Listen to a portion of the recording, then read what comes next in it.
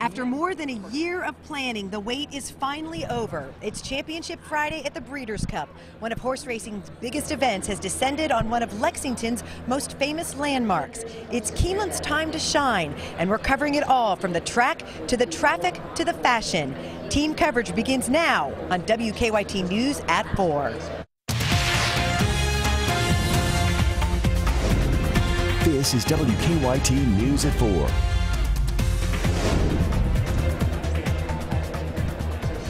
Good afternoon. Welcome to WKYT News at 4 on this cool and cloudy afternoon at Keeneland. I'm Jennifer Palumbo along with Chief Meteorologist Chris Bailey. What a crowd here today. Oh my goodness. First day of the Breeders' And Cup. you can feel the excitement out here. You know, we got here early today. You were here very early today. And as soon as I get in here, first person I meet, cloud's going to break up on us here. Where's the sunshine? We're starting now to finally get a little sunshine out here, but the crowd is absolutely amazing. The racing underway, obviously. Second race of the Breeders' Cup officially. That's right. Coming up here in just a bit. We've had our first celebrity sighting. Yeah. Country superstar Toby Keith is in the house. Deanne Stevens has run over to catch up with him, and she will be bringing that to us coming up on WKYT. Imagine that, Deanne and Toby, right? All right, let's talk a little bit about the weather and where we are going. The overcast conditions we've had so far for the day. Getting ready to slowly get on out of town, leaving us with a Halloween forecast that is a little on the tricky side. No pun intended on that one. Hopefully we get more of a treat than a trick. Focus of the forecast is indeed on that big Halloween weekend forecast. Current sky cam. Look at the back edge of the clouds showing up. That's over top of Hamburg Pavilion right now. 51 degrees officially in Lexington. Winds not too bad at all. Certainly a far cry from what we had yesterday from the northwest at around 5 miles per hour, but that clearing line is actually working its way on through the area. We're getting that clearing to take place from south to north now across central Kentucky. You look at Defender, we've thrown the clouds into the mix. Areas south of 64 today have been mainly sunny.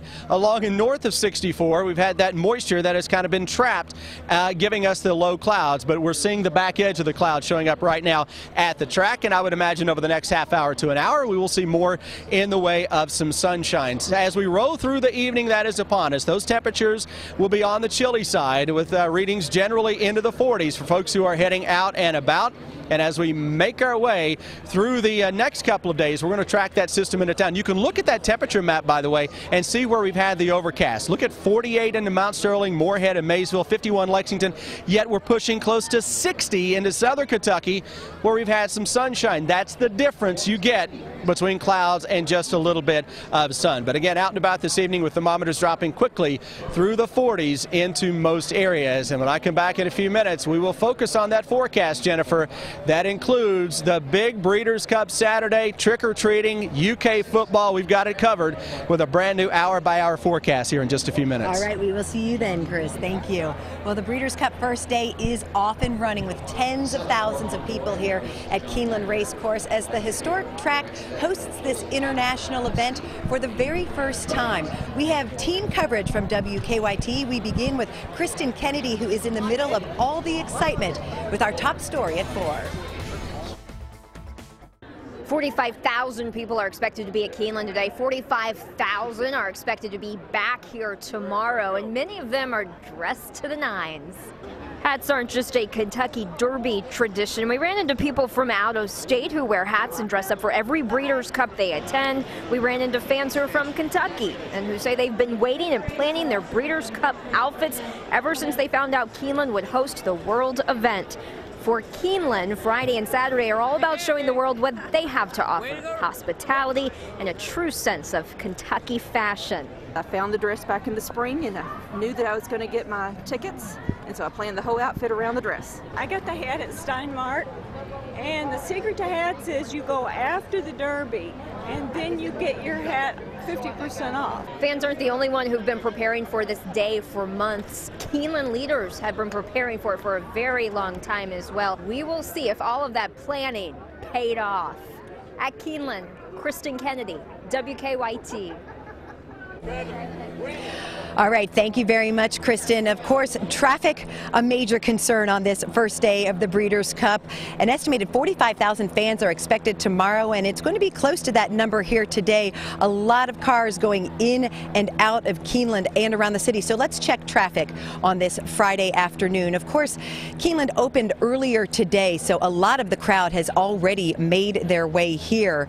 But you can see, though, as we zoom in on Keeneland, it's red would tell us that traffic is at a standstill. You're seeing that it's yellow, so it's moving slowly, but for the most part, traffic does seem to be moving well. And that's probably because the fans are heeding the warning, which was if you don't have one of the prepaid parking credentials, you're not going to be able to park at Keeneland. But they did give fans a lot of options. Everyone else needing to use one of 3 park and ride locations.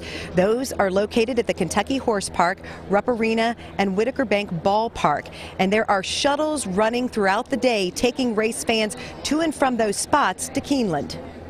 It's a little bit of relief, so we can just get on a bus and head right in, and then get back on the bus, head out, and be close to home. If you're riding from Rupp Arena or Whitaker Bank Ballpark, you must have already purchased your parking permit. Now, if you still need to buy one, you have to go to the Kentucky Horse Park. But if you're not driving, if you can just walk to one of those locations, you can purchase shuttle tickets at all of them. Racing continuing here at Keeneland on this Championship Friday, and of course a lot of the attention, the reason why the tens of thousands of fans have come here is because they hope to see horse racing history. Triple Crown winner American Pharoah going for the Grand Slam tomorrow. Yesterday the big news was that Beholder is out of the Breeders' Cup Classic. Rob Bromley joins me now from Keeneland with a look at one of the horses that could contend for the Breeders' Cup Classic and take on American Pharoah. Rob? Well, Jennifer, you're right. Really disappointing. The Beholder, word coming yesterday morning that the mare was not going to be able to run. So the question is now, who else could possibly upset American Pharoah in tomorrow's Breeders' Cup Classic? Well, here is Keen Ice, and Keen Ice has been just tremendous. Only horse to beat Pharoah this year. He finished 7th in the Derby, 3rd in the Belmont, 2nd in the Haskell, and then upset Pharoah in the Travers at Saratoga. Dale Romans trains Keen Ice, but he also goes way back with American Pharoah.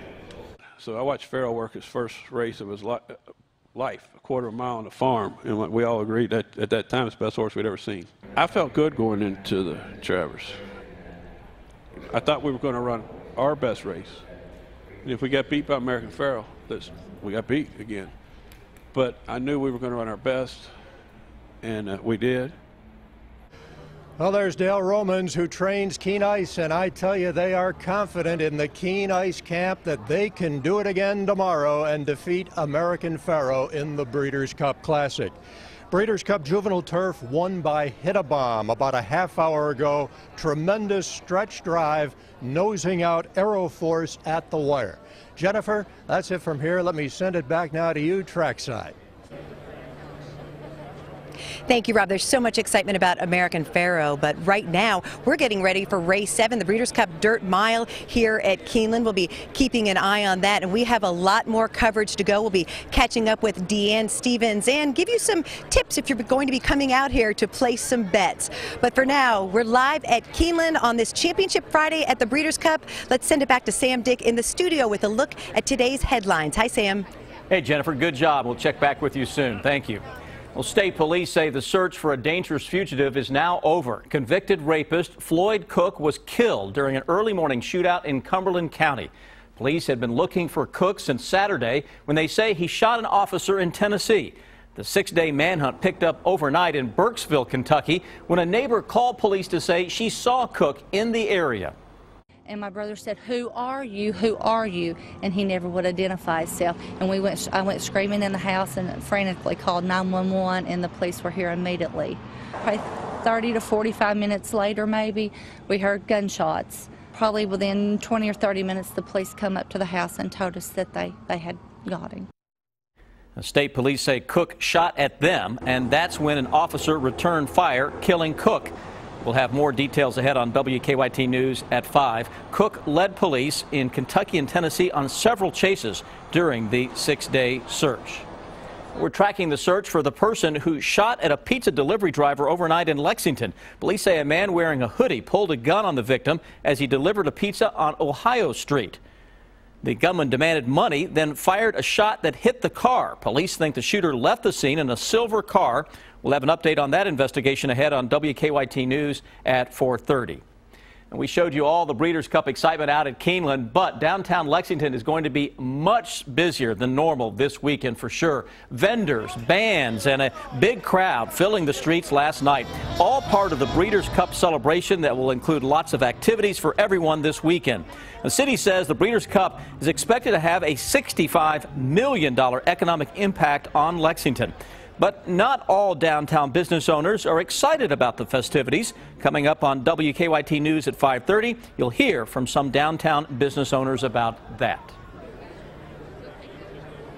Racing fans, of course, are hoping to hit the jackpot with their bets here at Keeneland Racecourse. When we come back, I will catch up with Ellis Starr. He's a handicapper, and he's going to have some tips for betting at the Breeders' Cup. You're watching WKYT News at 4.